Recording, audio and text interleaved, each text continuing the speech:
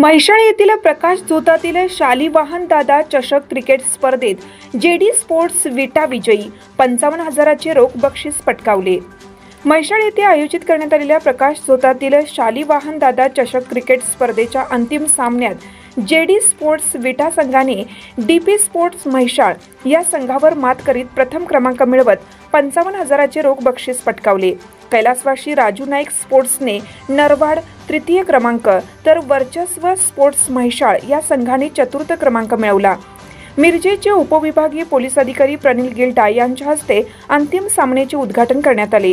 मोहनराव शिंदे सहकारी साखर कारखान्याचे अध्यक्ष, सांगली जिल्हा मध्यवर्ती बँकेचे संचालक डॉक्टर मनोज बाबा शिंदे म्हैसाळकर, परेश बाबा शिंदे म्हैसाळकर, मिरज कृषी उत्पन्न बाजार समितीचे सभापती बापूसो बुरसे, सांगली जिल्हा मध्यवर्ती बँकेचे संचालक बाळासाहेब होनमोरे, व्यापारी संघटनेचे जिल्हाध्यक्ष विराज कोकणे, प्रणव पाटील यांच्या हस्ते विजेता संघांना बक्षीस व चषक देण्यात आलं। Man of the match Mayur विटा याला तर मॅन ऑफ द सिरीज वकील वायचळ यांना देण्यात आलं। या स्पर्धेत महाराष्ट्र व कर्नाटक राज्यातील दिग्गज 52 संघांनी भाग घेतला होता। सलग 13 दिवस या स्पर्धा पार पडल्या।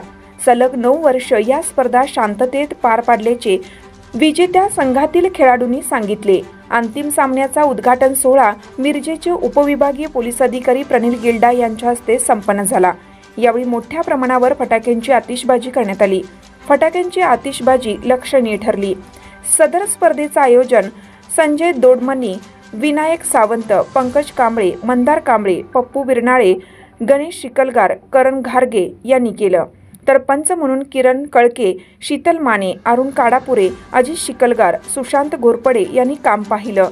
यावेळी देवेंद्र आर्गे, बाळासाहेब ताटे, अमोल चौगले, अनिकेत सावंत, संतोष पिड्डे, प्रमोद चव्हाण, तन्वीर डफेदार, रोहित पाटील उपस्थित होते।